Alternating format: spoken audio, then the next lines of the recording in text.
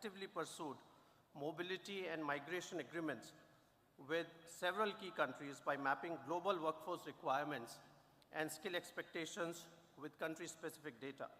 Some of the questions that our panel will be deliberating upon will include how diaspora can help identify skills expectations in their countries, how access to information about job opportunities in destination countries can be enhanced, possibilities of upskilling or reskilling at their workplace, skill verification and harmonization frameworks with different countries, and best practices for integration of migrants in their recipient societies. Let me now say a few introductory words for the chair of the session. Honorable Minister Shri Dharmendra Pradhan ji needs no introduction, but just a few words. Honorable Minister has been in public life for almost 3 decades and a Union Minister since 2014. He currently represents Madhya Pradesh, where we are today in the Rajya Sabha. He has several successes to his credit. As Union Minister for Petroleum and Natural Gas, he led from the front on hugely successful schemes such as the Ujjwala Yojana. As the Minister for Skill Development and Entrepreneurship earlier and now, he has launched many key initiatives focusing on skilling, reskilling, and upskilling the manpower of India, and emphasized on bridging the skills gap for the Indian youth. He is also revolutionizing the education sector, making quality education accessible for all through the National Education Policy 2020. Without further ado, I would request Honorable Minister Shri Dharmendra Pradhan to guide us with his opening remarks. Thank you.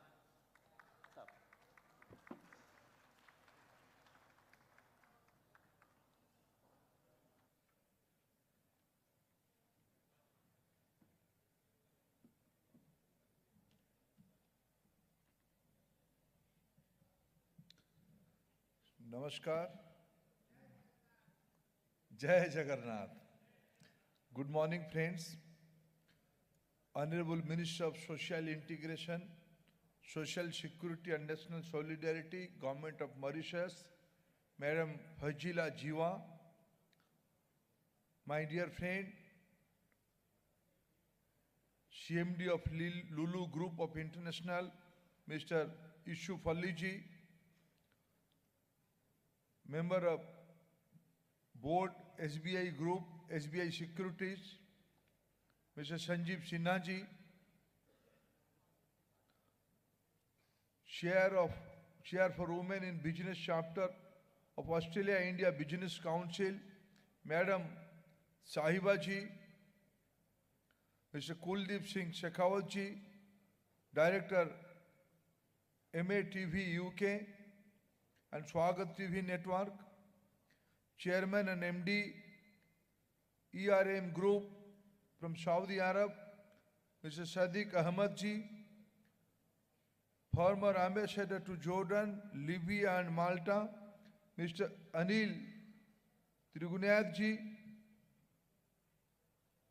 Honorable Union Minister Mr. V. Muralidharan ji, Mr. R.R. Singh ji, Honorable Minister of Home Affairs of Government of Madhya Pradesh, Narottam Misra ji, my dear local minister, Mr. Shaklecha ji, distinguished friends from the different part of the globe, on this occasion of 17th edition of Pravasi Bharatiya Sammelan,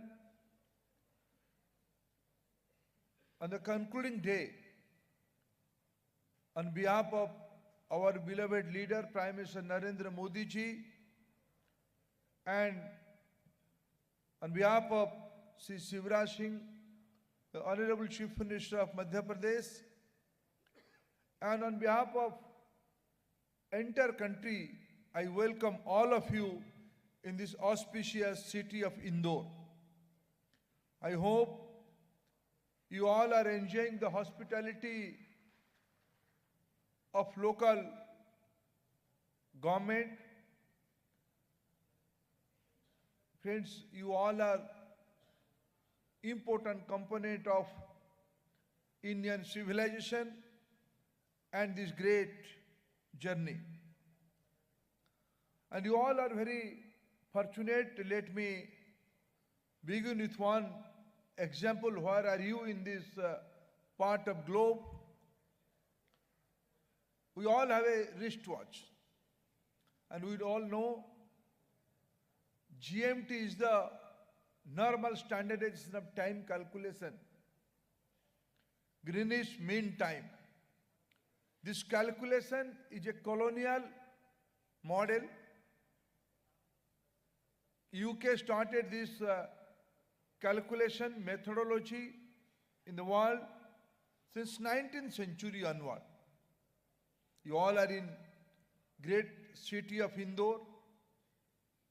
In the recent past, a few centuries ago, Rani Ahalya Bai, the iconic personality, the lady visionary leader who envisioned for good administration and courage. During her tenure, lot of new standards has been developed in the very city. In the neighboring district, in the present day time, the city of Mahakal, city of Lord Shiva, the Ujjain. In the Vikramaditya period in the 4th century, we discovered the Tropic of Cancer. The Tropic of Cancer line is just above Ujjain. That calculation has been started during Vikramaditya period in the 4th century. And in those days, Barahamira, Brahmagupta, Bhaskaracharya, like eminent astrophysics experts were there in those days. That shows the depth of this locality in the global map. You all are in a very good place, in the good time. Friends, I don't want to pamper you. Who all are you? What is your role? Since long we have a belief, at one point of time, we were the leader of the entire humanity, not as a military power, but as an intellectual leader. Therefore, there's a very popular concept. ये हम सब मानते हैं, भारत कभी विश्व गुरु की स्थान पे था. हम जब भारत को विश्व गुरु की वर्णन करते हैं, हमारा कल्पना ये कभी नहीं रहता है कि हम एक मिलिट्री पावर बनेंगे.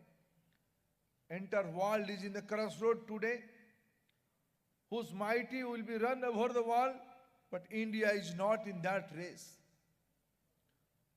Especially after this phase of global tension crisis and the recovery path after COVID-19 pandemic, the entire civilization is at crossroad.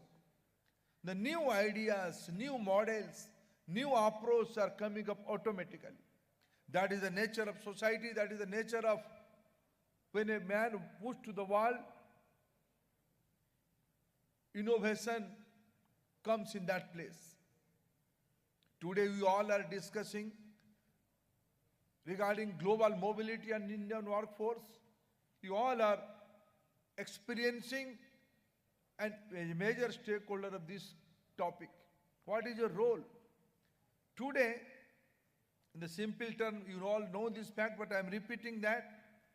Today around 3.32 million people are working in the different part of more than 200 countries they are working.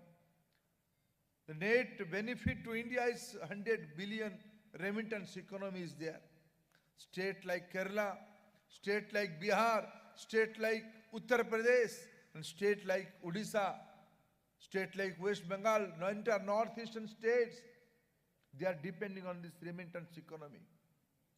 There is one simple reality of world today. If we calculate the global population, somewhere engaged in the global production, supply chain, global production, and other part are consuming.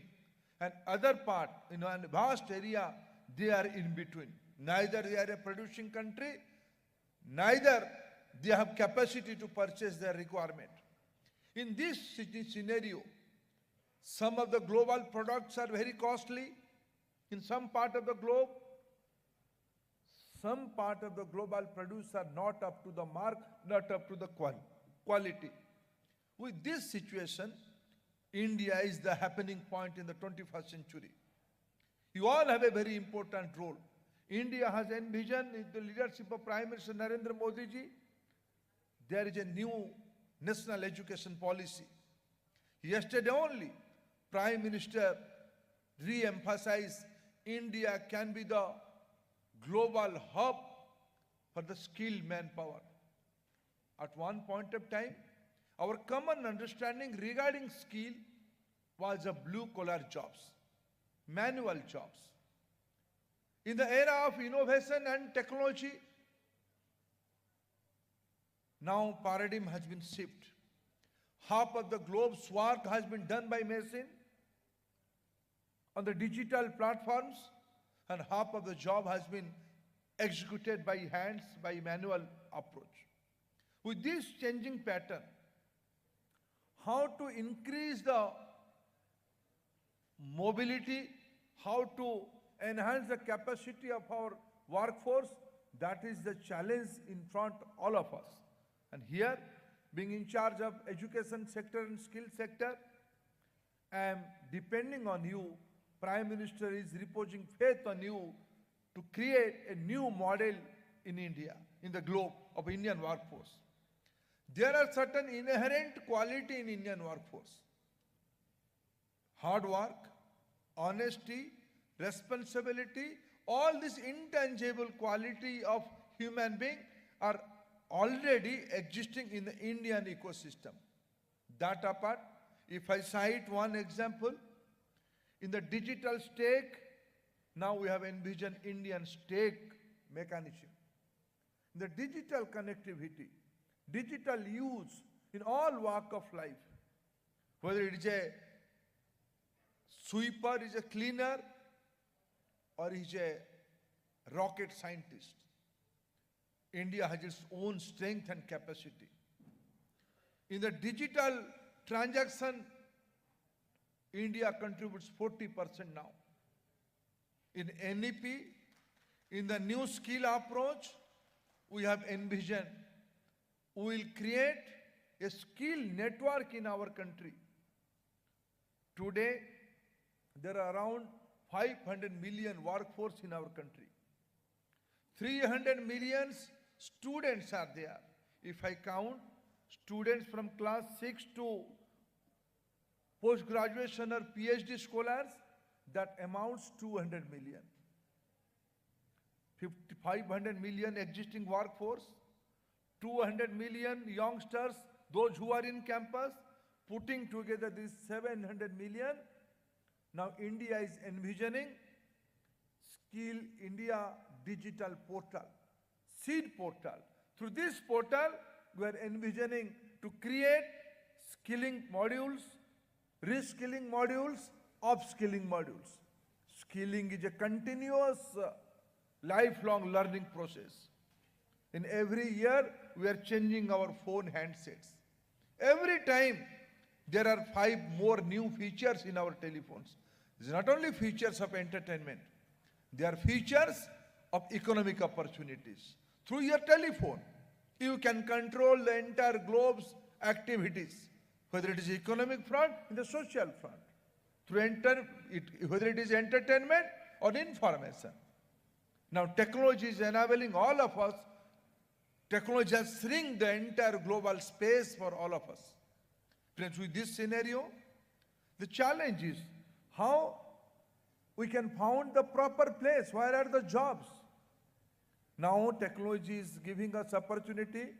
Staying in India, we can service the entire world.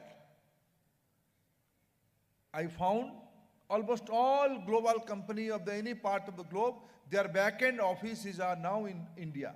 whether it is Chennai or Pune or Delhi or Mumbai or Bengaluru, or the remote part of the country, in your villages. You all have set up your back-end office, designing, accounting, manpower management. You are putting your back-end office at India because twofold, two things, quality and affordability. Friends, in the era of technology, we have to find out jobs for our countrymen. They can go there. They can give service from here also. We have to envision, you are the best and knowledgeable person, where are the jobs? Which kind of requirements is necessary?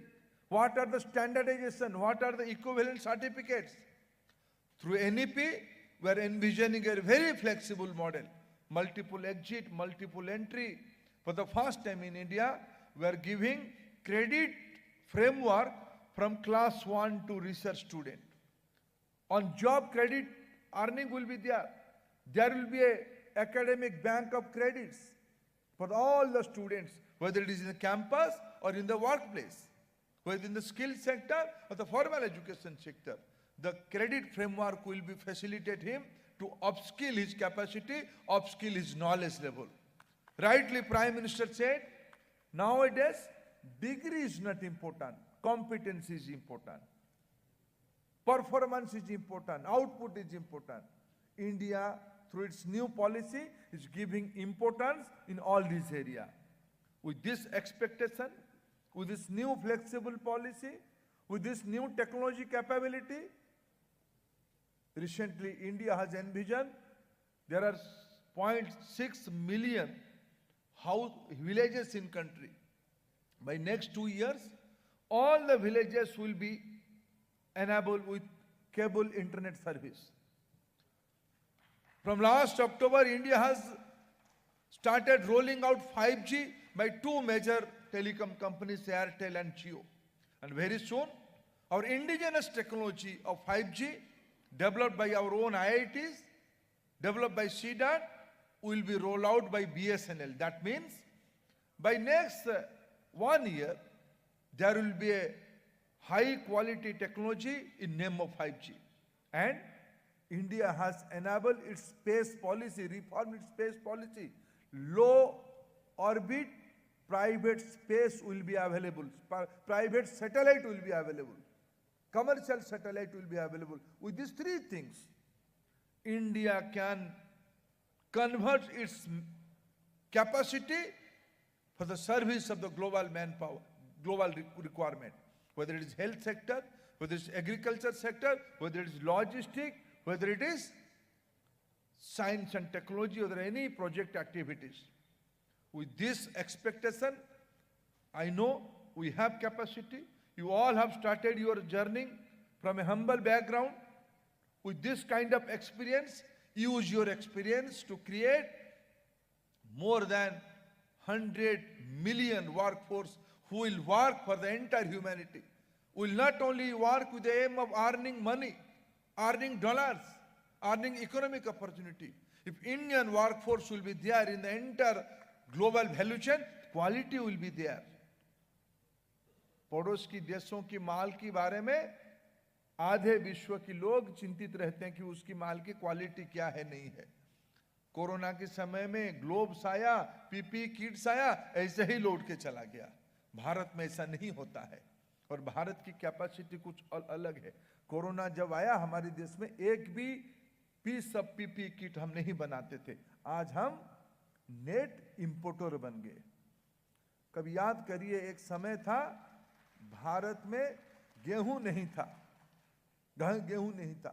हम America से PL4 गेहूं, सड़े हुए गेहूं खरीदना पड़ता था। इस बार पेंडेमिक के बाद भारत ने 140 देशों को मेडिसिन सप्लाई किया, उसमें से 40 देशों को मुफ्त में मेडिसिन सप्लाई किया। ये आप लोगों की बदौलत हुई है। विद दिस बैकग्राउंड, ये जो विषय आज हम लोगों ने चर्चा के लिए रखा है, ग्लोबल मोबिलिटी और भारत की मानव संबल, उसके लिए आप लोगों की भूमिका, इसके बारे में बहुत योग्य पैनल यहाँ बैठा है। मैं आप सभी से अपेक्षा करता हूँ पैनल और आपकी सभी की ओर से कुछ योग्य सुझाव I'm open to any kind of suggestions and new ideas. This government is very open to and we are a very participatory method of governance. आप सभी की परामर्श से हम मिलके भारत को दुनिया की एक जिम्मेवार देश बनाए। आप सभी की इस गरिमामय उपस्थिति के लिए बहुत धन्यवाद।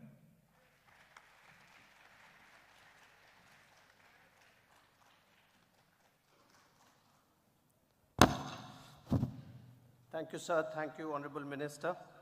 I would now request the Honorable Mrs. Fazila Jiwa Duraibu, Minister of Social Integration, Social Security and National Solidarity of Republic of Mauritius, to make her initial remarks.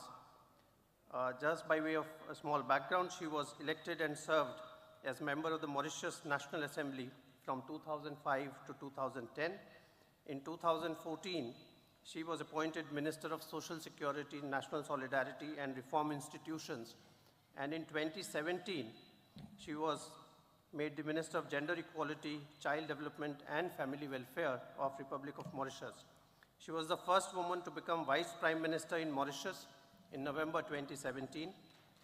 In 2018, she was conferred the award of Grand Commander of the Star and Key of the Indian Ocean. The Honorable Mrs. Fazila has been a solicitor registered on the roll of the Supreme Court of Mauritius and has more than 25 years standing with experience in family matters.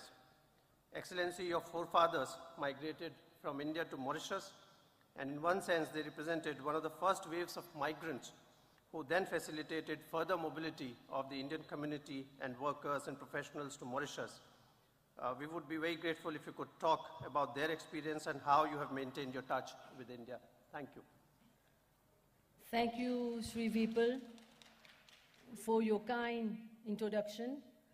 Minister of Education and Skill Development and Entrepreneurship, Sri Dharmendra Pradhanji, my friends panelists, Mauritian delegation, Minister of Arts and Culture from Mauritius and his spouse, Tilak,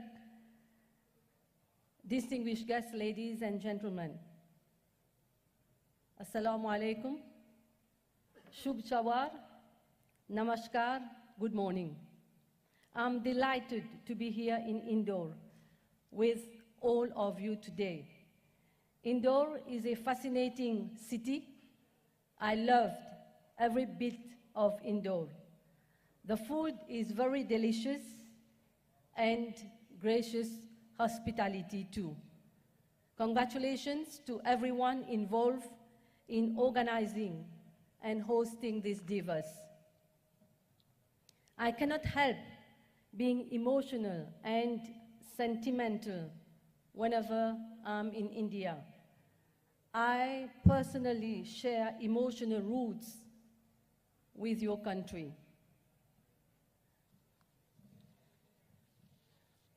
इस सम्मेलन में उपस्थित सभी प्रवासी को मेरा नमस्कार। आज यहाँ आकर मुझे बहुत खुशी हो रही है। ये खुशी सिर्फ सम्मेलन के लिए नहीं है, मुझे इस बात से ज़्यादा खुशी है कि मैं भारत में हूँ। भारत जो कि मेरे घर जैसे हैं, हमारे जारे भारत से हैं। It brings me immense pleasure to be in the land of my grandparents who hailed from Surat in our endearing Gujarat. You know, it was a time when many Gujaratis were looking for a better future and new opportunities in other faraway lands such as Madagascar, Réunion Island, South Africa, and of course, Mauritius as well. Most of the Gujaratis settled in those countries. My grandparents came to settle in the 19th century. My grandfather was only 14 years old when he traveled throughout Surat to come to Mauritius to follow the footsteps of his elder brother who was already in Mauritius. He started a business, opened a shop in Mount Piton, Pamplemousses in Mauritius. When the time came for him to get married, he went back to Surat to choose his bride there. They both came together to work in the shop. And after some time, my uncle left Mauritius to settle in South Africa, but my grandparents stayed in Mauritius. And what is interesting to note, they were not only in business. You know, in their spare time, they were teaching Gujarati, Farsi to the Indian community and to others. And they have always laid a lot of emphasis on education, education, and education. The greatest legacy my grandparents passed on to us is a legacy of values, a demonstration of courage, perseverance, patience in the face of challenges. Never give up, always be strong. They have indeed contributed to the building of the Mauritian nation. May the Almighty bless their souls. I'm so proud to be part of this legacy, proud to be an Indian diaspora. As you can see, gentlemen, ladies and gentlemen, Indian diaspora came a very long journey. Ham tumane prem karuchu. You know, when the island of Mauritius was a British colony, a major part of the workforce was in fact Indians. That explains why 70% of the population of Mauritius find their roots in India. They are very familiar with the unique and fascinating culture and traditions of India. They have indeed kept a deep emotional attachment with incredible India. India is home. This explains also why a large Mauritian delegation is present in India for these divas, where we are all getting an opportunity to reconnect to our roots. Allow me at this stage to thank the government of the Republic of India for inviting Mauritius to be part of the 17th Pravasi Bharatiya Divas Convention 2023. We do realize that bringing together so many people across the world is not an easy task. Hats off to the government of India, hats off to all of you. In fact, India diaspora is a symbol of national pride. India, we can say, has prospered because you have an Indian diaspora who not only provide capital and talent, but also a network and presence all over the world. Their contributions are immense. The PBD is a great occasion for people of the Indian diaspora around the world to connect, contribute, and celebrate. You know, all over the past 2 years, the world has been severely hit by the COVID-19 pandemic. Severe impact on the global economy and social aspect. The PPD comes at the right moment. This is the time to come together as global partners and confront the urgent global challenges together. One of the greatest lessons of the COVID-19 pandemic is the importance of resilience. As we see, many countries are getting back up again. Under your Prime Minister Narendra Modi ji leadership, India emerged as the pharmacy to supply medicine and vaccine to many countries. I must take a moment to mention that Mauritius was very lucky to benefit from the donation, I must say, Mauritius was very lucky to benefit from the donation of vaccine against COVID-19 from the government of India. In fact, our first consignment of vaccine came from you, India. We were in a moment of uncertainty, and this noble gesture came as a great relief. Shukriya. Please give India a big round of applause for this support to the whole world. You know, all around the world,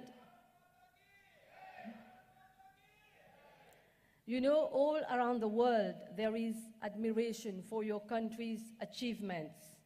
A country which is connected to the world, a country with a rich history, a global player.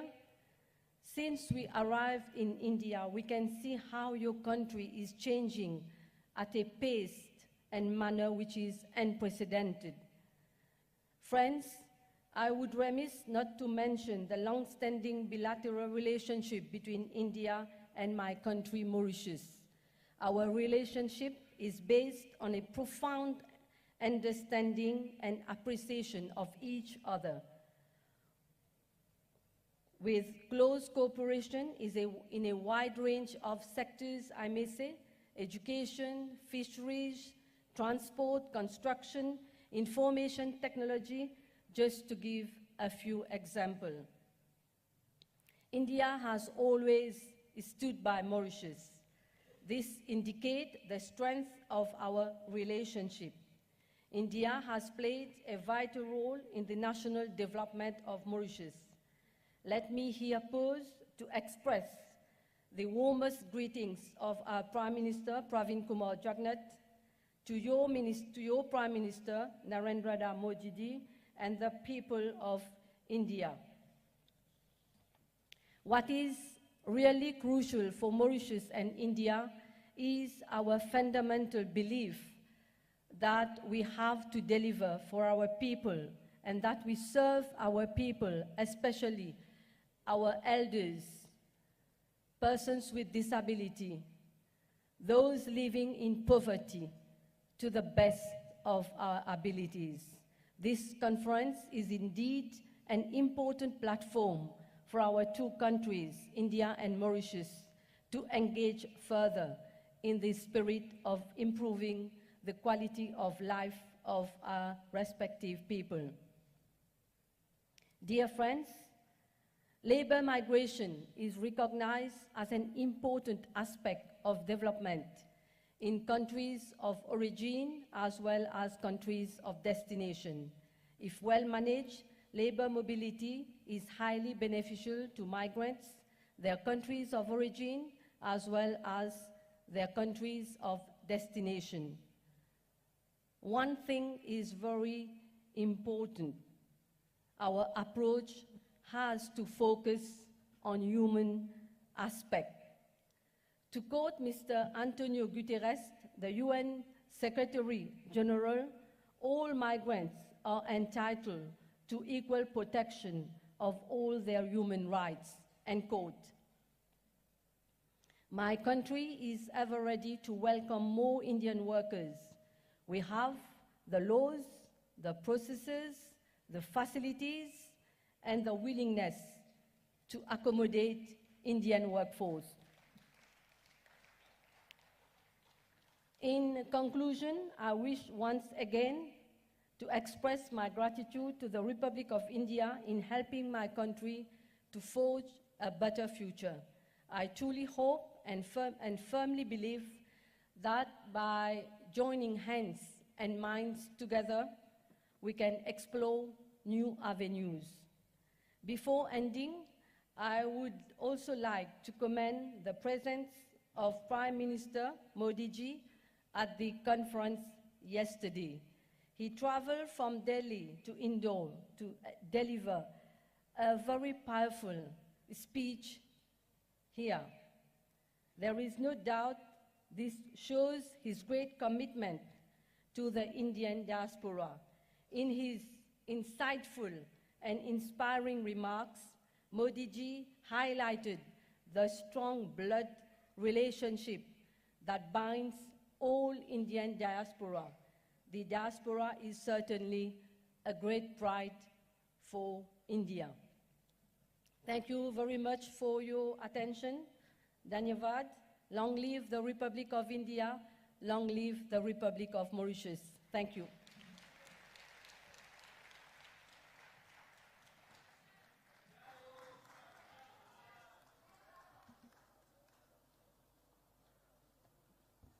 Well, thank you, Excellency, including for bringing a large delegation from Mauritius and for saying that your hearts are all open for welcoming more Indian workforce in Mauritius as well.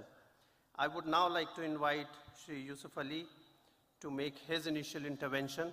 I don't think he needs any introduction.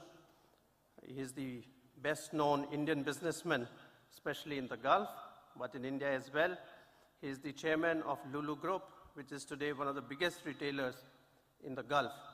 Lulu Group operates 246 Lulu stores and 24 shopping malls across the GCC, Egypt, India, and the Far East. He is also a recipient of Padma Shri and Pravasi Bharatiya Samman Award in recognition of his contribution to the society and for his pioneering business initiatives. Mr. Yusuf Ali's contribution to local economies in the Gulf especially is also very well recognized by their leaderships. He has, for example, been appointed a board member and second vice chairman of the Abu Dhabi Chamber of Commerce and Industry in 2021. Mr. Yusuf Ali's Lulu Group employs lakhs of Indians. He is therefore already helping the Indian workforce as a prominent member of the diaspora.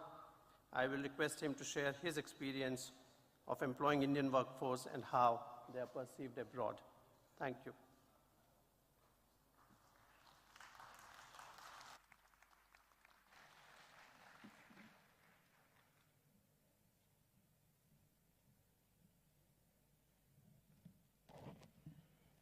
In the name of God, the most merciful, the most beneficent, my very dear friend, Honorable Minister Dharmendra Pradhanji, Honorable Minister from Mauritius, and my very dear friend, Honorable Minister of State for Foreign Affairs, Mr. Muralidharanji, and other ministers, my co-panelists, friends, brothers and sisters, diplomats. First of all, let me wish you all a happy and prosperous New Year. It is indeed a great honor to attend 17th Pravasi Bharatiya Divas as a non-resident Indian based in the Gulf countries. I always say one thing in the PBD, that when I visited Kenya, East Africa, one of my business associates told me that Hamara tan, that means my body, our body, is in Kenya. Hamara dhan London mein hai, means my wealth is in London. Hamara man Hindustan mein hai. हमने यही जवाब दिया, हम लोग जो gulf में रहता है वो लोगों को धन, तन और मन सब हिंदुस्तान में है.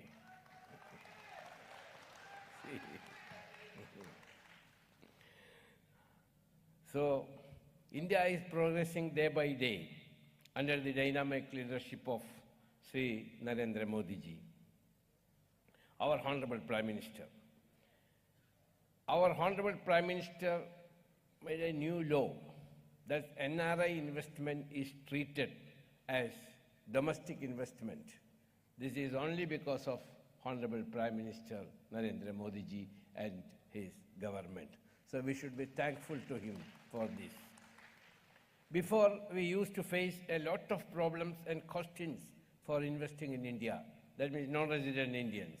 Our diaspora will do anything to support this great country of India and our Indian brothers and sisters.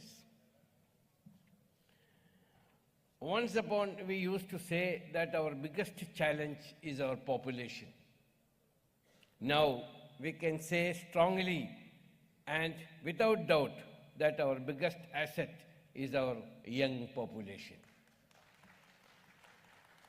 At the same time, we should continue to identify labor supply gaps in overseas and labor market and the skills required by Indian workers to fill the gaps. Our government is coordination with our diaspora and in consultation with professional bodies and private sector can initiate programs for skill development and skill upgradation and thereby promote employment opportunities abroad.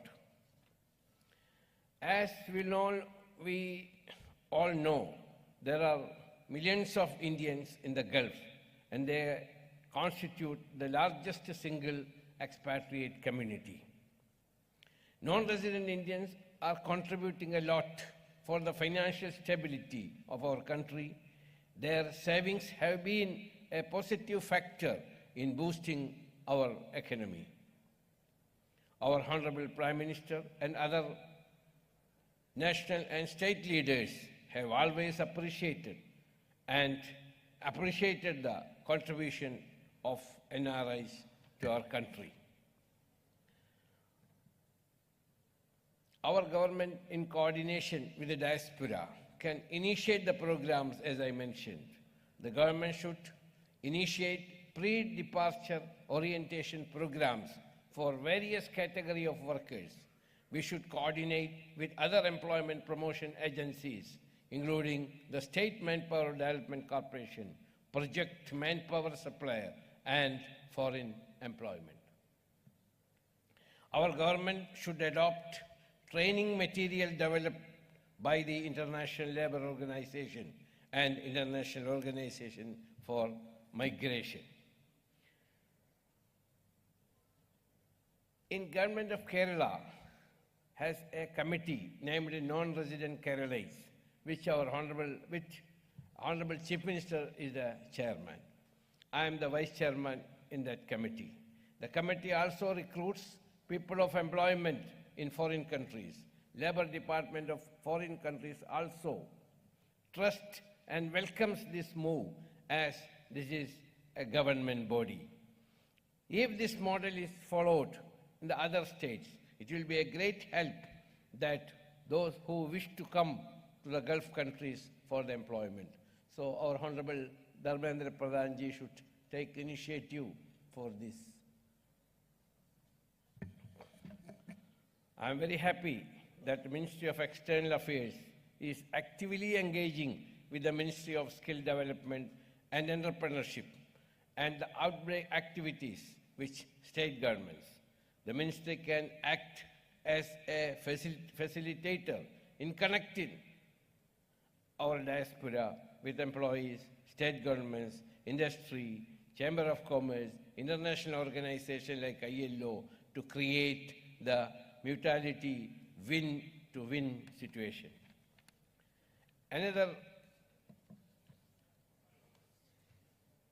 Our diaspora can play a great role to enhancing access to information about job opportunities in destination.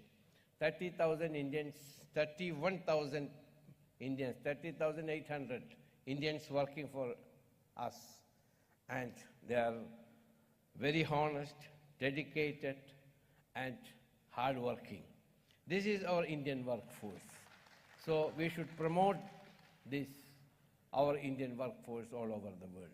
We have got, as rightly our Honorable Minister mentioned, from the cleaner to the space engineer or the space scientist. We have got enough our people here, so they can also take jobs outside India. I would be very happy if your discussions and debates on the subject would generate new perspective and the way forward further enable the global mobility of Indian workforce.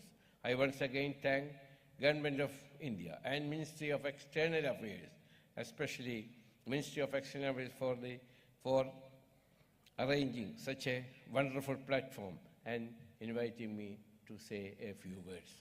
Thank you very much, Honorable Minister, Mr. Muralidharji and his team, and all friends.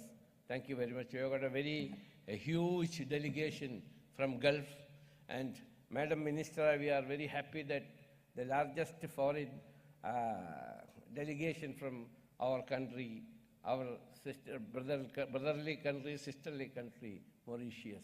Thank you very much.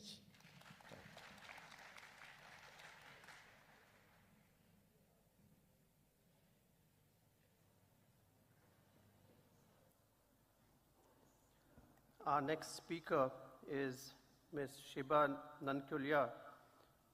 She is a leading Australian marketeer and global diversity leader. She is founder CEO of Multi Connections Group and the former national chair of Australia-India Business Council. She was the first woman national chair of this council. She was on Government of Australia's India Council board advising the government on matters related to India. She was also a reference group member of the India Economic Strategy 2035 group. Ms. Shiba is actively engaged in social development and community projects, including in India. Australia, as we all know, has emerged as a favorite destination for Indians for education as well as work. I would request Ms. Shiba to focus on this aspect and how diaspora leaders like her are helping in this regard. Ms. Shiba. Thank you. Thank you very much, Vipulji. It is indeed an honor and pleasure and privilege to be here on such an amazing global Indian diaspora and platform. I have thought deeply about this topic, and before I end, I'm actually going to provide my suggestions for an initiative to Honorable Minister in terms of what we can do to enable this mobility further. So today, I would first like to commence by thanking the Chief Minister of Madhya Pradesh, his team, and the amazing hospitality we have received from Indore. Please, a big, big clap for not just the cuisine, just the hospitality that we are talking about, which Indian culture is so famous for. A warm welcome to all, and thank you to our panelists, and I'm looking forward to hearing from them, as also the Minister from Mauritius. It was amazing listening from you what's happening, and your personal story too. Minister of Overseas Indian Affairs, Shri Muralidharan, Honorable Minister, is here. Thank you for your presence. Today, what I was going to do was really look at how I want to structure my thoughts. And it's going to be in 3 distinct steps. 1 is define, 2 align, and 3 refine in terms of how we can take this strategy forward for the Government of India. So when I talk about define, it's really about first understanding who is this global Indian workforce? And I want to just keep it very short. The global Indian workforce are definitely work visa holders, and we have lots of them in various countries, and definitely in Australia, from IT workers to health workers to hospitality workers, so many of them. International students, a huge, huge opportunity. And I'm so glad that I've been able to share my thoughts, not just with all of you, but also in the presence of our minister, because I do want to put together some suggestions for you. If we look at temporary work visa holders, there's lots happening in Australia.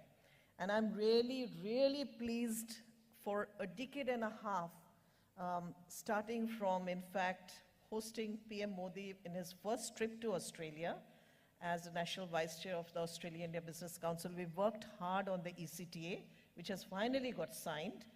And I can assure you, education is going to be one of the biggest pillars. And I, for one, I sat on a DFAT board too, and I used to always tell them, not mining, not resources, not energy, but education. Because it is absolutely critical for our progress and development wherever we might be. In this context, I also want to kind of share what the Indian diaspora in Australia is like. It is the fastest growing diaspora in Australia. It has become the second largest diaspora only after UK. And guess what? Census 21 has declared Australia a migrant majority nation. What does this mean? Where are the migrants going to come from?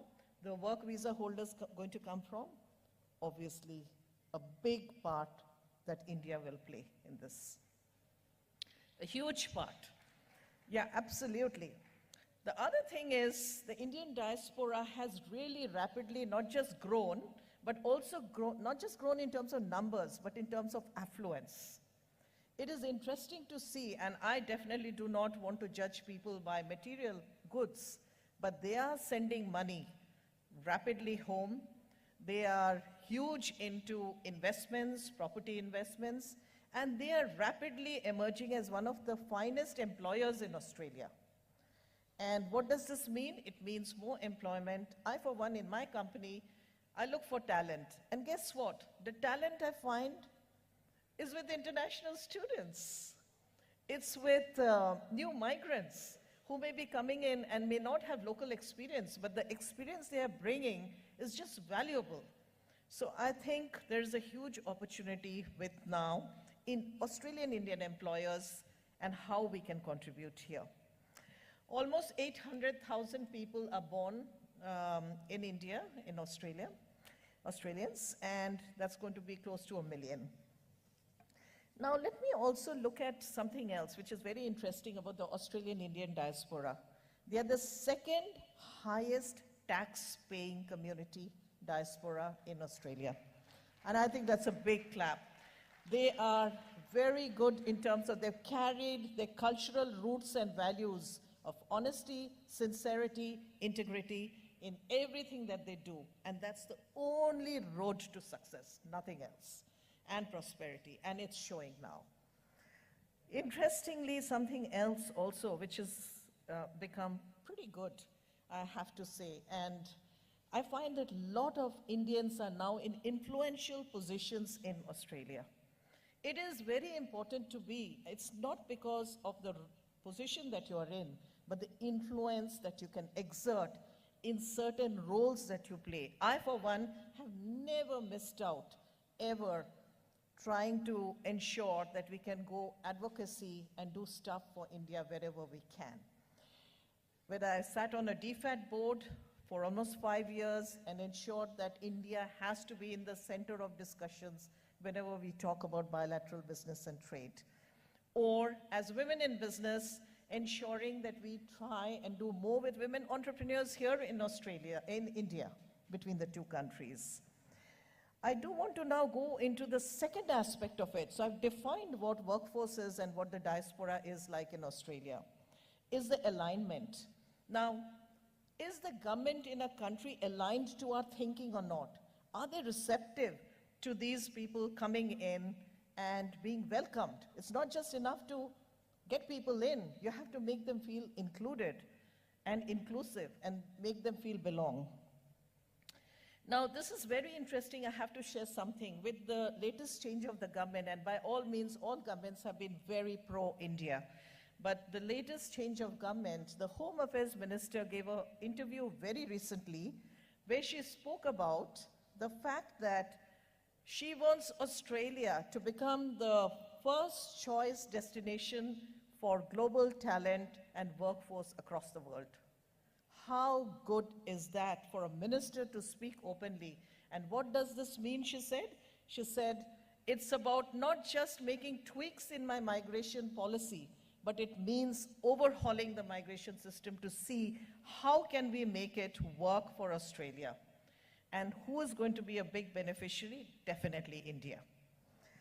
Now, also very interesting, and Honorable Minister Pradhan, I am somebody who believes strongly in education because everything else. And we recently had an annual business summit at the AIBC and invited the Foreign Affairs Minister, Minister Penny Wong. And she started her speech by saying, My father gave me one piece of advice when I came to Australia.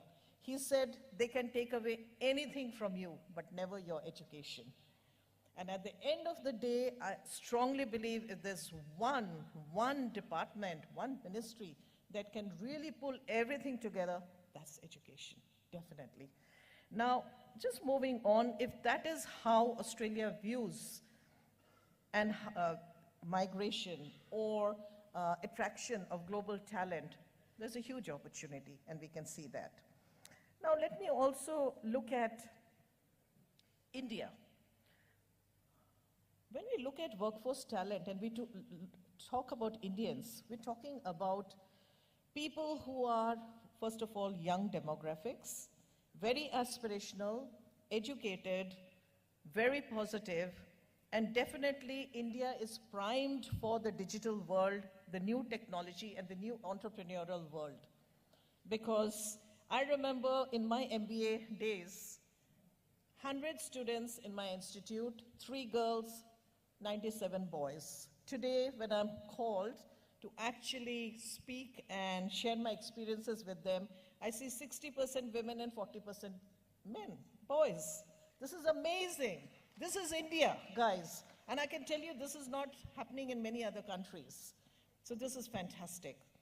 Now, just coming back again to the fact that we do have some amazing Indian workforce, very dynamic, but also very culturally rooted, carrying their values, and I think, ma'am, you spoke about it in the way they bring values to Mauritius, or, you know, the Lulu Group, how their employees have been. I think those are very critical in terms of what they carry. Now, how is it that the diaspora can assist? Now, definitely the way the diaspora can assist would be helping with more student exchanges and really influencing the government to go for more student exchanges, higher professional migration intake, really advocating for faster work visa rules and processing, and opportunities for expanding business globally and especially in India. I'd like to end by talking about how do we refine and bring it together. Now, there's no question that the Indian diaspora will play 2 key roles. One, education, about Brand India, and PM Modi in his speech yesterday spoke about New India, Brand India, how we, the NRIs and the diaspora, can be the Rashtriya Dut, that is the ambassadors. So that's how we can educate and change the perception of the countries where we reside in terms of the new India and the advantages that India has. Now, I can go back and talk about one of my clients. It's one of the largest telecom companies that we work with in Australia, who have set up massive offices here. And I remember chatting to the CEO, and he's saying, you know, Shiva, I don't see India as a back-end office for me. I see India as where I'm doing my research and innovation, which is really literally the force and growth of my company. So this is how gradually people are waking up to what Indian skills and youth are all about. Just in terms of what more can the diaspora do, and which I've been also doing, is try and showcase as much as you can the changes and developments that are happening in India. Because we've got an app. Early in the morning I get up, I tap, and I take the Sydney Morning Herald News. Next tap, Times of India. So, you know, we are the ones who know what is happening, live, real, and we have the access and the influence, and we can make it happen. Let's educate them. Let's take them on this journey with us. The other thing also I was very keen to end with is that, probably being a marketing person myself, if you were to ask me, which is probably the best brand development and creation which has happened in the past 10 years, it's Brand India. And I would really like everyone to applaud from our perspective as global Indian diaspora. Brand India represents new India, dynamism. And that reminds me, I had gone to a startup. I was visiting a startup. 4 women Can you believe it? They were between and this was somewhere in Kerala. In fact, I shared with you yesterday the story, Minister. And 4 women between the ages of 20 and 24. One was an IT person, one was a pediatrician, and 2 were doctors. They were working on a unique solution to try and to predict genetic disorders in babies. 6 p.m. There were 3 of them, and I asked them, where's your 4th person? Oh, it's 6 o'clock, they must have gone home. And the 3 of them turned around, and the youngest one, who was barely 20, said, ma'am, this is India, this is a startup, and we are 24/7. How well did that sum up the culture and sincerity of how the workforce works here? And that's the workforce that the countries across the world want, literally, literally. So in summation, I'd just like to say that I have a suggestion for you, Honorable Minister, and I'll use this platform to be able to suggest that to you. Having worked with Invest India and Niti Aayog and all of them across the years, I do believe that the time has come for us to really have India go forward, not just as the largest economy, but part of the Amrit Kal that Honorable Prime Minister Modi spoke about. Can we start something like Opportunity India, which will be a part of your ministry? We're very happy, people like us, and there are a lot more here, who will be able to contribute and work together with you to create something where we can align some major countries, what their skill and workforce requirements are, along with actually bringing those opportunities to India and making it happen.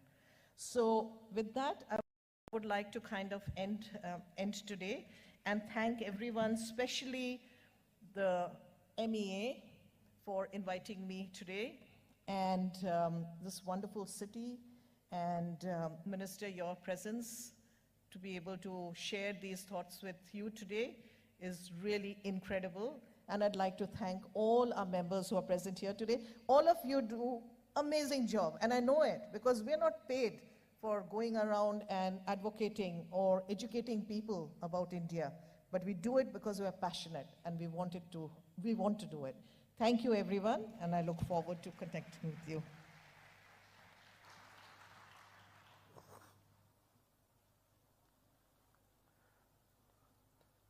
Thank you, Shivaji. Our next panelist is Mr. Sanjeev Sinha, who is from Japan, and I would request him for his initial intervention. He's an IIT Kanpur alumni and deeply involved in India-Japan economic partnership. He built a career in finance industry, working with top names like Goldman Sachs and UBS. As chief country representative for Tata Asset Management and Tata Realty and Infra in Japan, he raised about $1.5 billion for investments into India. Along the way, he has built and headed many new platforms for India-Japan collaboration, such as being founding president of IIT Alumni Association Japan, founding president of India-Japan Partnership Group, and co-founder of Marunouchi India Economic Zone, and founding president of TAI Japan. He has also been a regular commentator on national TV and columnist in newspapers, frequent speaker at top industry bodies, and he would, of course, be talking about a little bit on the India-Japan partnership, which has been very successful one, I should say, on mobility. Both India and Japan have also signed a memorandum of cooperation in 2021 for specified skilled workers for movement of Indian workers in 14 categories to Japan.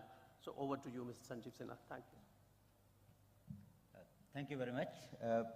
I really appreciate this grand initiative of getting us Indian diaspora together here in this wonderful city of Indore. So, good morning, everyone. I am Sanjeev Sinha from Japan. In interest of time, I will keep my talk very short and hopefully have more time to discuss later. Coming to very specifics, let me talk about two very important types of skills we Indians are really displaying across the world. One is the high technology skills, and secondly, our global soft skills. Coming from Japan, I see a need and opportunity for both of them, for Japan and in collaboration for across the world. As an example, as the founder and president of IIT Alumni Association in Japan, we initiated and created a Japanese collaboration for IIT Hyderabad. Japan wanted to collaborate with the new IIT in India, and that led to $400 million of funding for IIT Hyderabad, and along with that, we brought a powerful consortium of Japanese industry and top Japanese universities to India for that consortium. On the soft side, we know we have in the world CEOs lists, people like the CEO of Citibank, people like world CEO of MasterCard, Microsoft, Google. I don't think this is incidental. This is deeply rooted in our philosophy of Vasudhaiva Kutumbakam. And that's what enables us as Indian diaspora to lead across the world, to lead the multinationals which encompass the whole world, 200 plus countries of the world. And this is much more needed. The philosophy of Vasudhaiva Kutumbakam, which is the core theme of very aptly for the G20 presidentship of India. This is very much needed today, given the war-like situation we are going through and a world which is unfortunately seems to be disintegrating rather than coming together today. We as Indians and Indian diaspora must play a leading role in bringing the world together, of course, economically, in terms of human resource, but not just that, also in terms of technology and as a human civilization. Our philosophy only can do that for the world. During my 26 years in Japan, I have very closely felt it myself and experienced it on so many platforms that were mentioned earlier, that Japan is a very committed partner for India on this vision and mission. And I look forward to discuss further with Minister Pradhanji and eminent panelists and all of you further on this and how to take it forward. Thank you very much.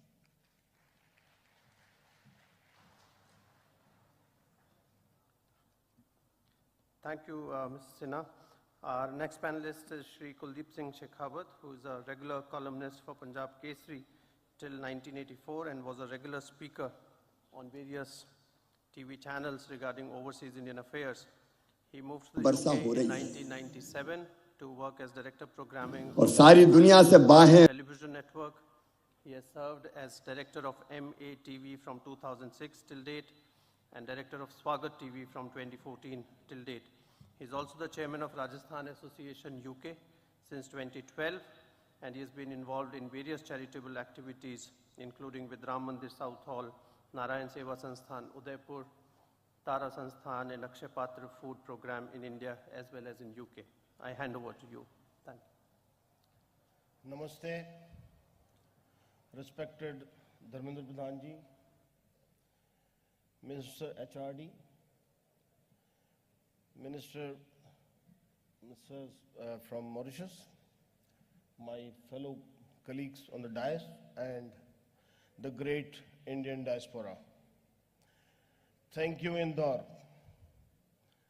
You have been a great, hospitable city.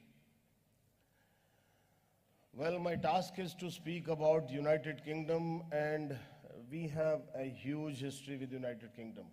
कारण लोगों का पैदल चलना भी दुर्भर हो कि फाटक train आने के काफी देर पहले बंद कर दिया जाता है। दिन भर ब्रजेश शर्मा की रिपोर्ट। One repeat. Swadesh number 1 repeat. Last time repeat कर रही स्वदेश नंबर 1। इंदौर में चल रहे सुधाकर मिश्रा की report. Very menial job, factory workers, bus drivers, coal mine workers. That was the Indian diaspora way back in 1940s till 1970.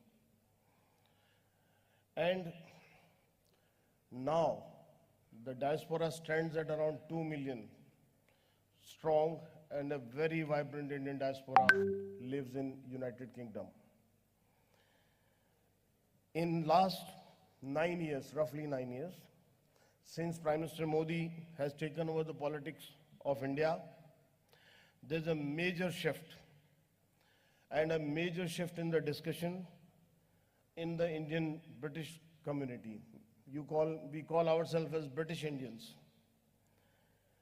On political side, before that we used to have one member of parliament. Now we have around 15 members of parliament, and in House of Lords, quite a few House of Lords members of Indian origin. Now we talk about the employment sector in UK. UK being a service industry oriented country, it's not a manufacturer to per se. Very expensive manufacturing happens in UK, so it's a service oriented country. The biggest sector in UK is service sector. Now we need young qualified Indians. The rustic Indian who had gone earlier was only a worker. Scene has changed completely. Coming to the current scenario, there's a dramatic change in the same workforce. We have 4 sectors in UK where Indian diaspora is very active: health, retail, IT, and food sector. In 1980, suddenly UK realized that we have a shortage of doctors and nurses. What happens? They short Indians. And now, as of now, I can just give you a roundabout figure, 40,000 odd doctors and nurses work in UK. It's a small nation. We are only around 60 million people. Still 40,000 doctors serve United Kingdom, and they're all Indian doctors. So National Health Service, 13% of the National Health Service is controlled by the Indian diaspora in UK. I'll tell you something very interesting on this side. In UK, we have National Health Service, which is a public welfare service, completely free. Indians took up the case in a very different way. We have started building nursing homes. In real terms, they are like old age homes. But mind you, some of them are 5-star rated facilities with excellent support system on health side plus personal side. Interestingly, there was a shift in 1972, which I should mention. In East Africa, there was a dictator called Idi Amin. Most of my Gujarati friends here must be sure about it. He kicked out 27,000 Indian families in 2 months actually. In 2 months, he kicked out 60,000 Indian families. Out of them, 27,000 went to United Kingdom. And they had no food, they had no job, they had nothing. They started from scratch, and today, second generation in United Kingdom of those families are doctors, engineers, IT professionals, and they are doing very well. IT sector is the most growing sector in United Kingdom. Many Indian companies have offices in UK. They bring in the talented Indian IT professionals which are being employed in United Kingdom. from financial companies to the UK government, as well as the entire service sector, aviation sector, banking, large departmental stores, all have Indians are all around. Anyone visiting UK must be aware of a congestion charge which is being levied in the central London. One of the most interesting fact about that congestion charge is that is being handled by an Indian company sitting somewhere in New Bombay. So that is the kind of cooperation we have on the IT side with India. Can you believe in a small country which is smaller in size than Madhya Pradesh, there is one more growing sector, food, the Indian curry. There are around 15,000 Indian restaurants in and around London and UK, which is a very big sector. And Indian food is the most popular food in United Kingdom. Some of them are run by Bangladeshi community, but if you 246 budget, it has to be Indian restaurant. It won't work. That is the kind of Indianness that has gone into United Kingdom. Indians have opened some cash and carry businesses. Indians have opened some big departmental stores. So overall, the Indian diaspora in UK is doing quite well. Well, the suggestion अधिकतम 1 lakh for the crowd here, one sector we are not looking at is the tourism sector. Madhya Pradesh and rest of India also has a huge potential of tourism, and I think Government of India should step up their system so that tourism can be improved between India and UK. UK has a lot of potential, and India can also send a lot of tourists to UK and can bring in British tourists to India. With Rishi Sunak, an Indian, as Prime Minister of UK, British Indians are now focused more about their roots. They are now of the opinion we should do more to support our motherland. Yesterday itself, just yesterday, an agreement was signed by Indian High Commissioner Sri Vikram Dorai Swamiji and Permanent Secretary to UK Home Office for a deal regarding young professionals. So young professional scheme with India has come into effect.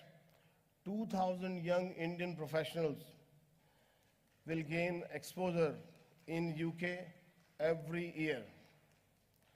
And then they have an option of taking employment in United Kingdom.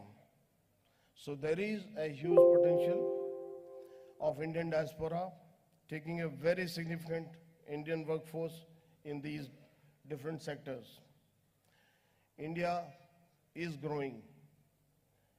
We are part of a global family, and I see there is a huge shift in the world towards India under the leadership of Prime Minister Modi ji.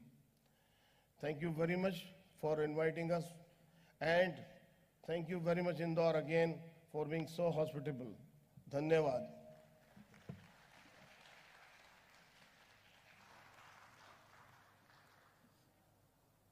Thank you, Mr. Kuldeep Shekhawat, for giving the UK perspective.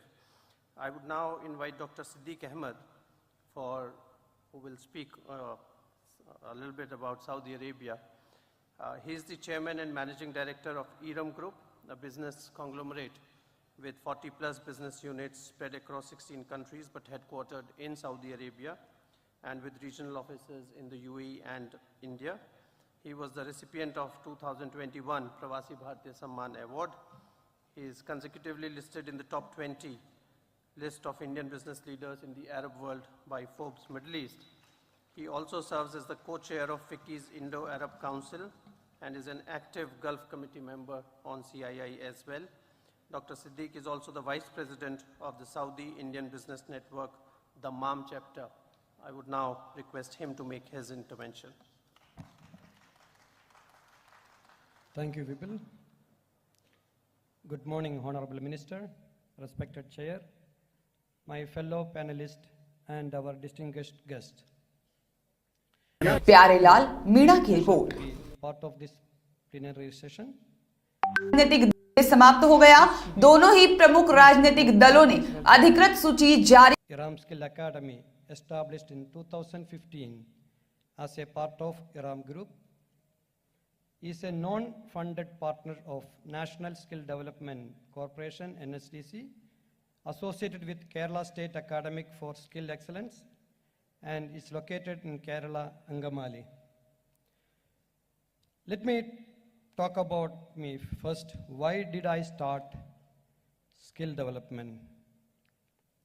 I'm doing manpower business in Saudi Arabia and GCC, and very well associated with almost all the EPC contractors.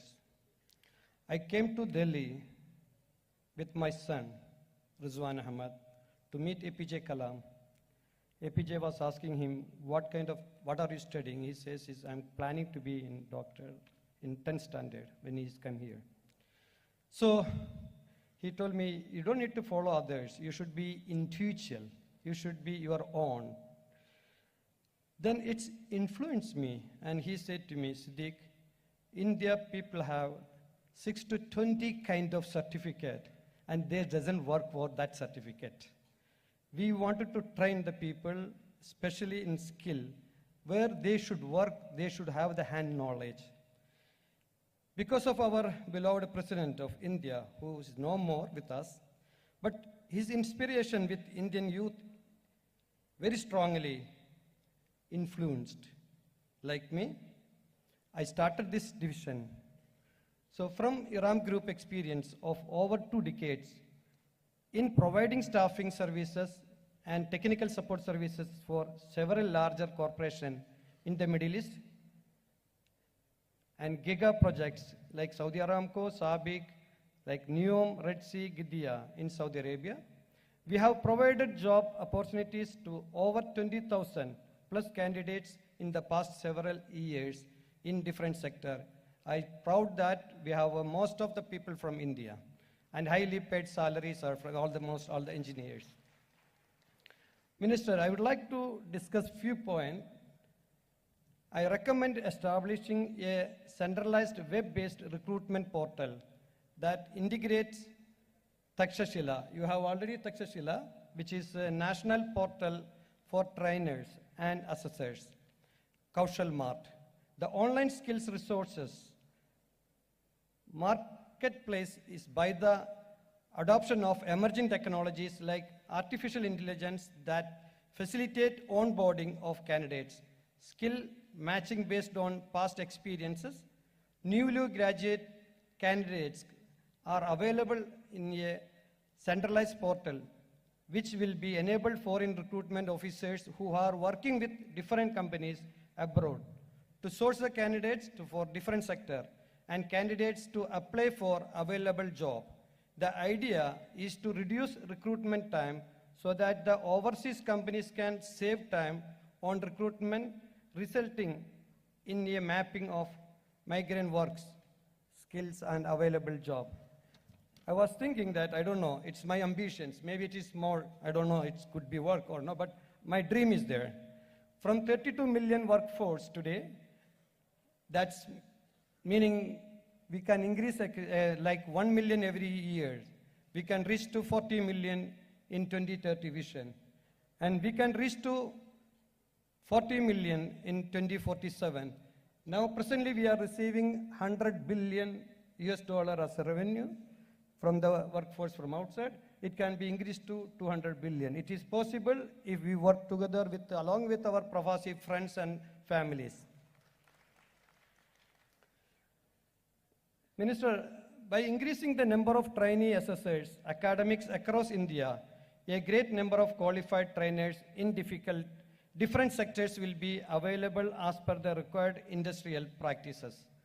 Kaushal Mart, the online skilling resources marketplace, can be add a virtual mentoring platform where mentors can help candidates with the job transition. This is very important. People are always confused what to do. So where we can have a platform for mentoring career guidance, or promoting job, search counseling, foreign recruitment officers, recruiting agents can publish quarterly skill demand based on their past hiring experience in different countries. We should focus to further promote NSDC Skill India and industry partnership by strengthening the collaboration with international companies and create a web-based mentoring platform by sharing the latest technology R&D initiative, monthly webinar, or various technical subjects. Minister, the strengthen and gather sufficient data on migrant workers, including reverse migrant. Ministry of Skill Development Entrepreneurship has formulated special program during COVID-19 under its flagship scheme, Pradhan Mantri Kaushal Vikas Yojana. The Pradhan Mantri Kaushal Vikas Yojana, this program should be implemented in all states across India. It is very difficult other people to understand. So I think we need to increase this to across India through the State Skill Mission or NSDC Skill Partner Center. Our migrant workers have the excellent skill and training required to placement in other countries, but due to not being proficient in English, they lost out on jobs to workers from Africa and Philippines who have advanced communication skills in addition to English. Regional language like in Europe can be taught, which will give preference for our candidates like doctors and nurses who are proficient in their regional language. NSDCI signed a MOU with Takamul, holding to Saudi Arabia skill verification program. I'm basically in the last 38 years in Saudi Arabia, that's why I'm most focusing on Saudi Arabia. So Saudi Arabia just now signed with the Indian government, with the NSDCI, Takamul holding, supporting Saudi Arabia's skill verification program, SVP, which aimed to verify the professional workers' process to the qualification and skill required to perform the professions in which they work. IRAM is working with NSDCI to be one of the affiliated partners for this program, Minister. Based on our experience, apart from oil and gas and power sector, Saudi Arabia has an increasing demand of skilling workforce in automotive, construction, and information technology, emerging technologies, to augment their giga projects ambitions. Indian workforce are highly respected for their discipline and talent. We need to be better equipped and be preferred partner. As you know that our Prime Minister Narendra Modi and our King Salman as relations, Saudi Arabia, India can increase our number of manpower easily. At the IRAM Group, it will be honored to support the Government of India to be an enabler for global mobility of Indian workforce. Our mission is to train and place the youth in India with particular skill sets to cater to the never-ending demand for skilled workers in the job market and to generate more employment opportunities. During the past several years, we have witnessed the bilateral relationship between India and Saudi Arabia are strong due to the active engagement of both the countries, leaders sharing common vision for prosperity and growth. Also, Ministry of External Affairs has been instrumental in increasing the recruitment process of migrants. A special thanks to all distinguished officers under the MAE. I would like to thank Government of Madhya Pradesh hosting us, giving a nice food as everyone says, and enjoy your climate as well, and for being an excellent host. And the Government of India for giving us a platform for bringing us together. Thank you. Jai Hind.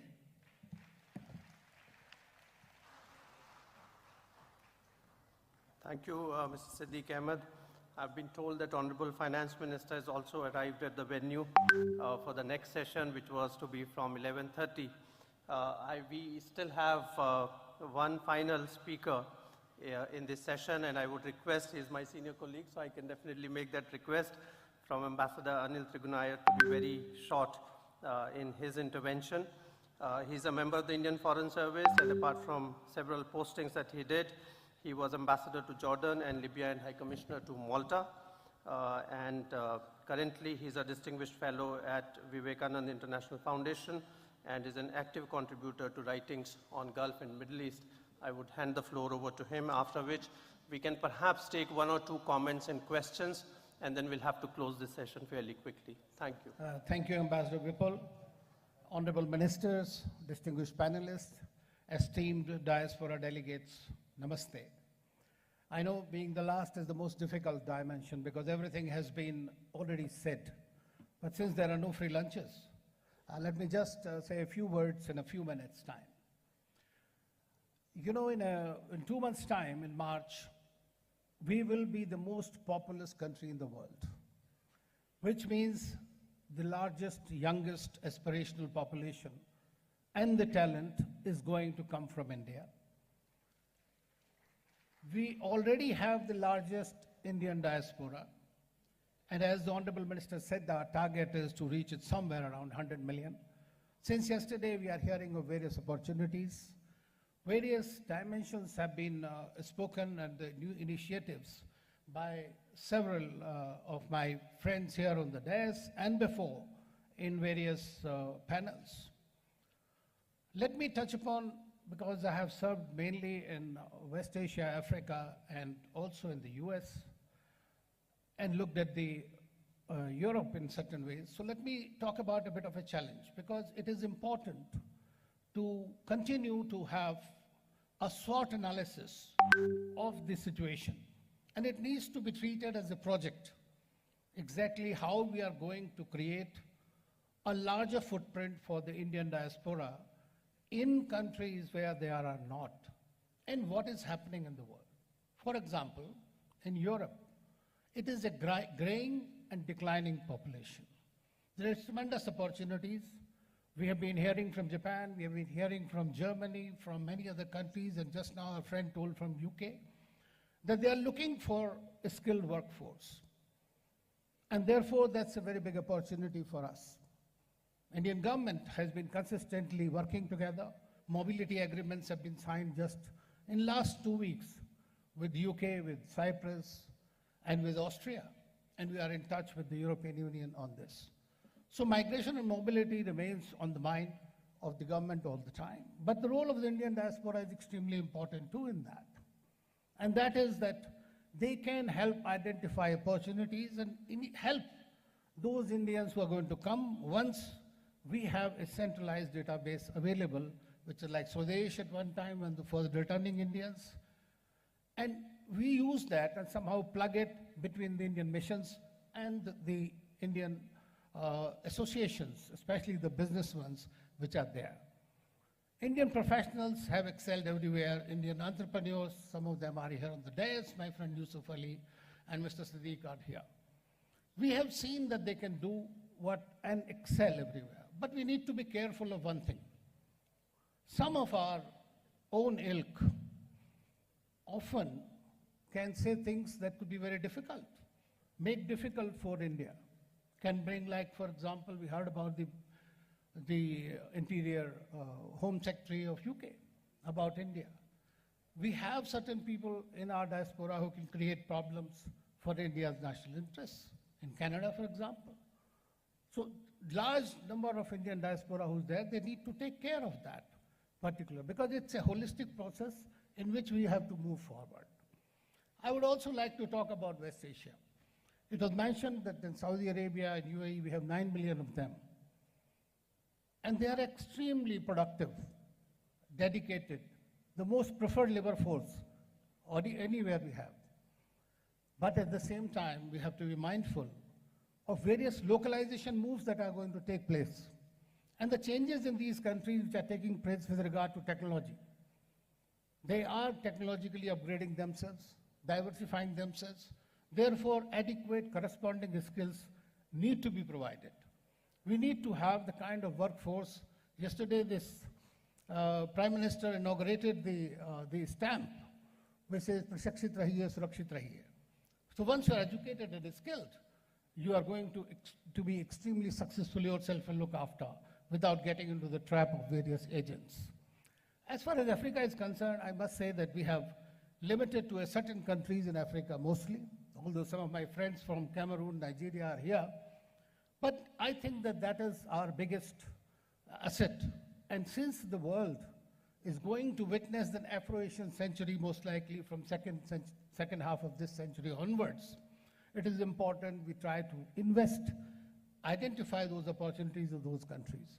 I remember when I was in Nigeria, the former President Obasanjo used to say that Indians are the second largest employers of Nigerians after the federal government. So you have that kind of a caliber. We have these success stories.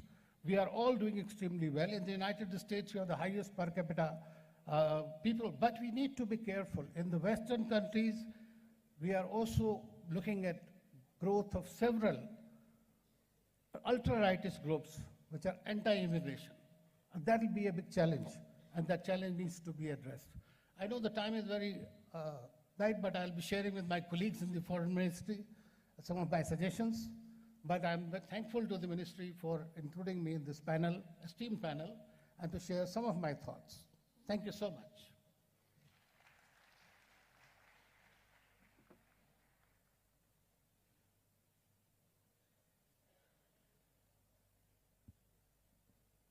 Well, thank you. Thank you, sir, for your remarks. From the floor, from the audience, we can take a maximum of 2 comments or questions. Please identify yourself and the person to whom you are addressing your question. Sir, here. Yes, okay. Whoever has the mic first can speak. God. Hello. Yeah, please. I'm Swadesh, coming from Hyderabad, Telangana. Sir, people are coming back due to Corona on Vande Bharat missions flights and chartered flights. Many migrants, they came back with empty handeds. Due to unpaid and due wages, they struck at end of service benefits at Gulf destinations. This is the issue. We lead a campaign, justice for wage theft. But as of now, they didn't receive their back wages. We need access of justice. Thank you. Thank you very much for your comment. You raised this with Honorable Minister yesterday. Yes. I would say that this question does not belong to this particular session where we are focusing on migration but and it's a mobility. labor mobility. So thank you very much. We have noted your concerns yesterday. Sir, we can move to the next one. Sir, I'm Ibrahim. I've come from UAE. I'm representing Dubai KMCC. My question to Sri Padmasri Yusuf Ali sir. Sir, you have been a role model for many people in UAE as well as in other countries. You have mobilized around 63,000 plus employees in your 245 outlets and shopping malls. You have not only given a job to those workforce, also you make sure that their salary being used properly, they're paying, they're taking care of their parents and all those. How you do that? What is the question now? Question is, you make sure that all the workforce, they use their salary properly and they're taking care of their parents, they're using for good words. Now, my friends, I am requesting my colleagues that financial management should be perfect, and the salary that you are getting, a part you should send to your parents for their medical treatment or for their food, etc. This is a request and I am writing to their parents if they are not getting money. I used to send, I cut their salary and send to their parents sometimes. If they didn't agree, I myself... Money lena ho, that is free of charge. So this, as a humanitarian, we have to do approach. We have to do this. Sir, one second. One last Yeah, question. my name is Advocate Y.A. Rahim, President of Indian Association Sharjah. So we from the Gulf, a lot of delegates are here. We didn't get any opportunity to raise our issues. I know this is handled by the ministers and all. Mr. Wibil, long period he was the Consul of United Arab Emirates, and he has served well. And here, Mr. Yusuf Ali MA, our foreign ambassador, he is here, he will raise all the issues. But some kind of things has to be raised here. Number one, the voting rights of the Pravasis. The Election Commission already decided, and it is in the table of the Government of India. Honorable Minister, he is here, he is a good minister. He is the one who allotted the National Testing Agency, the Sharjah Indian School as a center. Sir, we take this opportunity to express our gratitude to you. And the second thing, after the voting rights, you know, the entire Gulf, they are suffering a lot because of the exorbitant fare. So please, the Air India already sold to the Tata, so we have to find out some sort of things to cover the exorbitant airlines to reduce the fare. Thank you, Rahim sir. Thank you. We've noted your concerns, but And please. moreover, otherwise, give the chance to charge the flights. We will do that. I would request whoever is taking the floor, please stick to the topic of this session. We have very eminent panelists. We will take only one last question or comment, after which I would request Honorable Minister to make his concluding remarks. Namaste, Thank you very Bhaiya. much. This is Avinash. Namaste. I am from, this is Avinash. UAE. Namaste, this is Ramesh Shah. I represent Global Talent Exchange.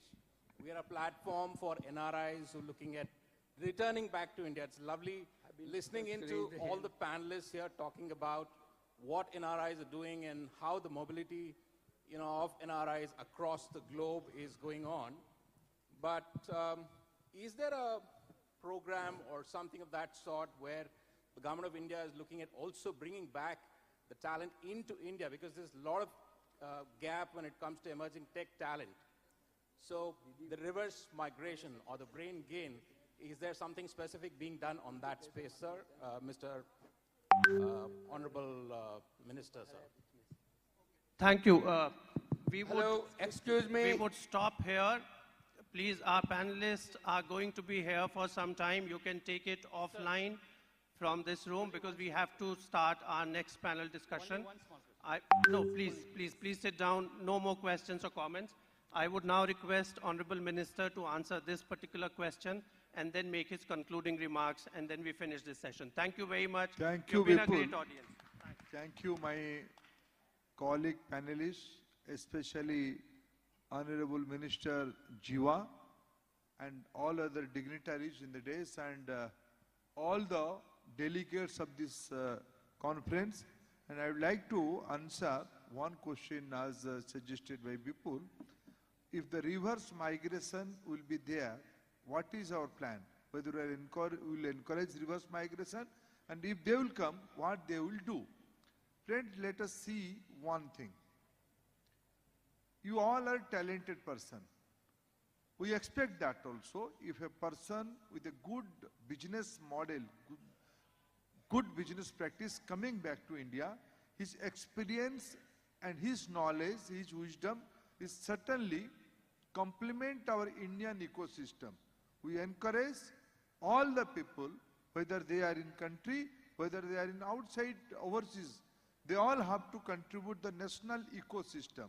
In the era of technology, where do you stay? It doesn't matter.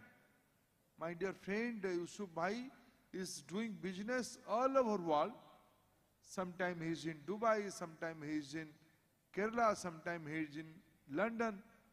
This is not an issue. Where do anybody in the era of technology staying? How ethically, how good practices is implementing, that is important. I hope all of you are talented person, come back to India with new business idea and create a link. We will welcome you. There are different ministries working in the different area. I am thankful you all have remembered the entrance examination center of JEE, NEET, and now there will be CUET. Whenever our colleague will suggest somewhere in the overseas area, we are open to open more new centers of entrance. We will welcome all of your suggestions. Finally, all the panelists has given very valuable suggestions. from recruitment point of view, from new area, from the standardization, from the filling of the gaps. I have noted all of them. This is a very encouraging session for me. I can visualize the changing pattern of the global sphere. Government of India is committed to create a global ecosystem. We have, I have already said, we have Skill India digital platform. Lot of panelists and lot of you also suggested how do we interact in that platform. We are open to any suggestion and any new ideas, and this discussion is very fruitful for Government of India to create progressive policy. Thank you, friends. Well, thank you, and on behalf of Government of India, Government of Madhya Pradesh as well, let me thank Honorable Minister Shri Dharmendra Pradhan Ji, Honorable Minister from Mauritius, Mrs. Fazila Jiva Doraibu, and all the panelists for this session, for this wonderful session. And thank you to the audience as well. Thank you. Thank you so much, Honorable Minister Shri Dharmendra Pradhan Ji, for gracing the occasion. सभी esteemed dignitaries का बहुत बहुत धन्यवाद पधारने के लिए और अपने बातें, अपने एक्सपीरियंसेस हमसे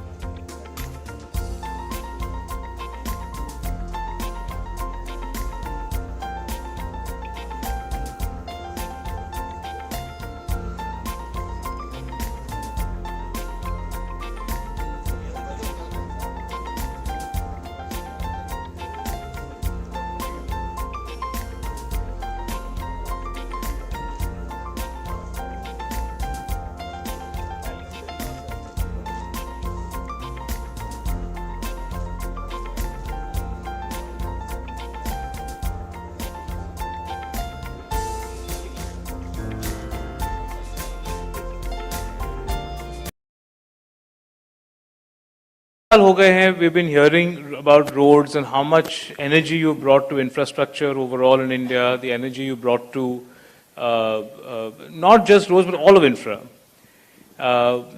and the passion with which you worked on it. But one thing, you know, that we kind of think about, because हमने सब आपको heard you speak a lot about, you know, how important roads is, and you know, I think at one point you had quoted सब poster in America. एक बार आपसे बात कर रहा था कई साल पहले, आपने कहा था कि America is great because its roads are great, and you know very passionately said that. Do you think that we have had the economic impact that you expected road to have, कि आपने इतना connectivity किया है, जो have roads given us the jobs, have roads given us the GDP growth, have roads given us the investment, have roads given us the increased trade, has all this that we expected roads to give? Abhi, since it's been 7 years, agar aap look back at the result of the road development, you have done fantastic, very efficient, fast road development, but has that translated like you would have expected? देखिए, मैंने जो बात कही थी वो आप बिल्कुल सही कह रहे हो.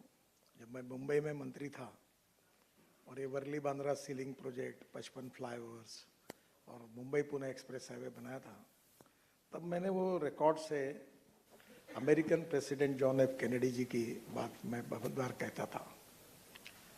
वो कहते थे कि American roads are not good because America is rich, but America is rich because American roads are good.